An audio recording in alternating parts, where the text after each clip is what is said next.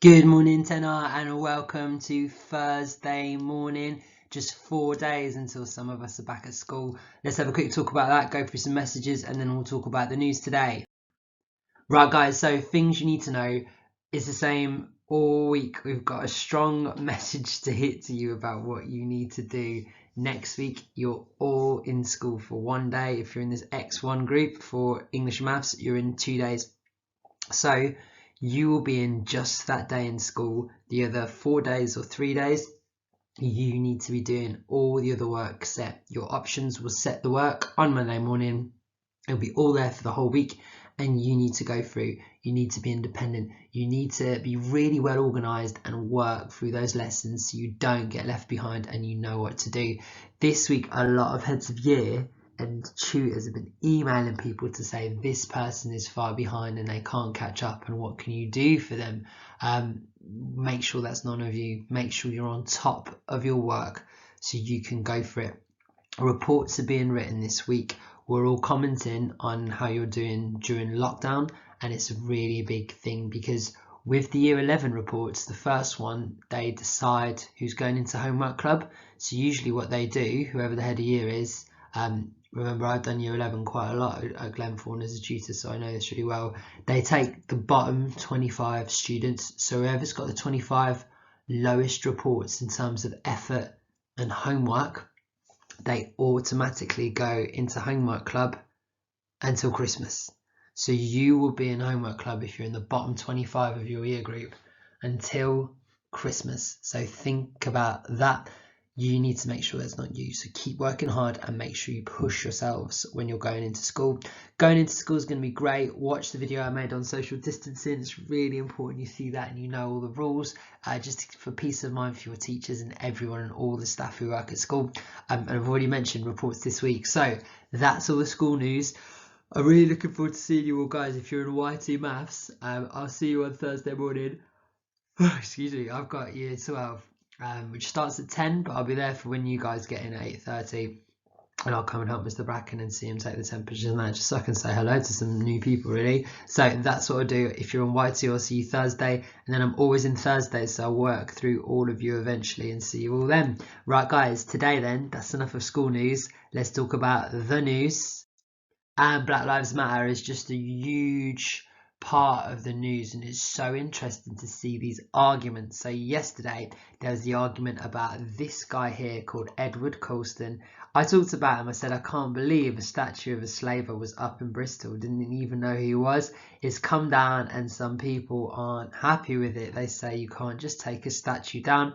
What about all his charity work? Well, let me tell you about Edward Colston and what he did.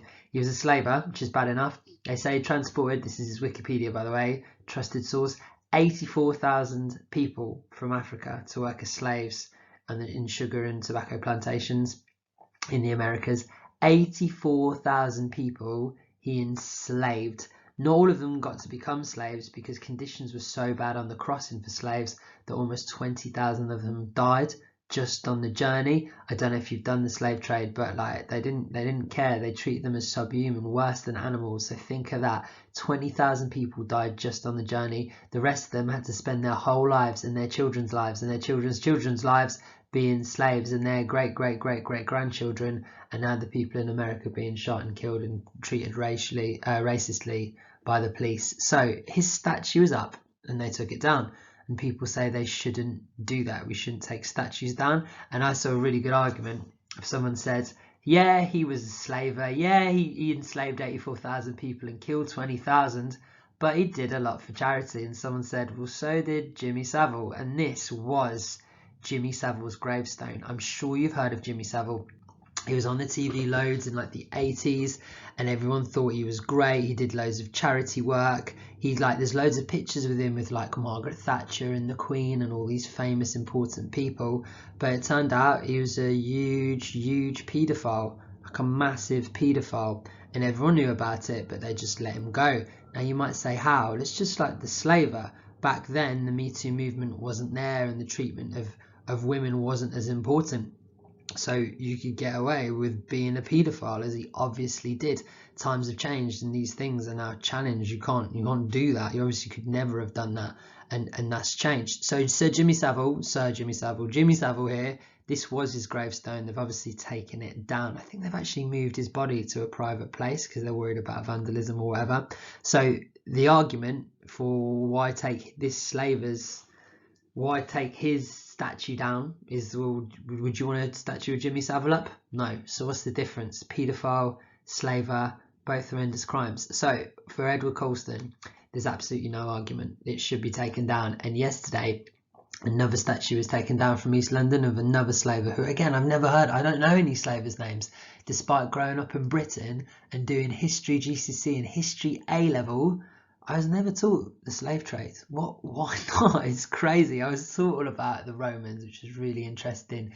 Medicine through time, Tudors, the kings and queens, but no one ever taught me about slavery. I even learned the Industrial Revolution because I grew up in the Black Country, which is like the heart of the centre of the world at the time. Everything was made in the Black Country. It's really famous for it was back then. So we learned about that in local history, but they never mentioned the slave trade as well. So why don't we learn about it in schools? So that's one interesting thing. All these slaves removed.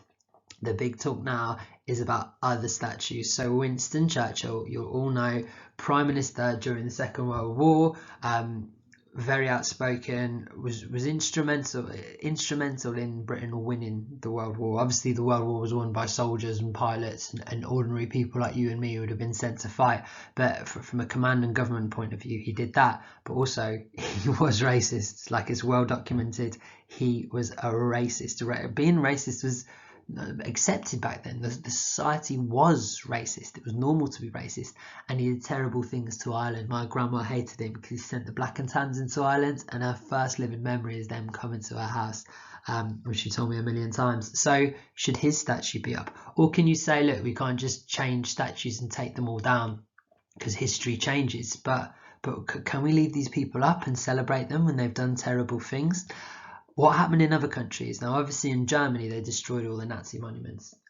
In Russia, and I think this is the best idea, they've got a place called Gorky Park where they took all the statues of Stalin and they put them there. So they're still on display, and it's a museum. You can go and see Russian history, but they don't have the statues in the centres anymore because of all the atrocious things that happened under Stalin. So that is probably the best solution. That's what I go for. I'd love to see what you think, right? I'd love a debate on this. I'm sure Jude would be kicking off, and like, it'd just be really interesting to see what you all think. But sadly, we'll have to wait until next year, hopefully. Right, guys, that is your bit of education for today. Have a lovely Thursday. I'll see you tomorrow.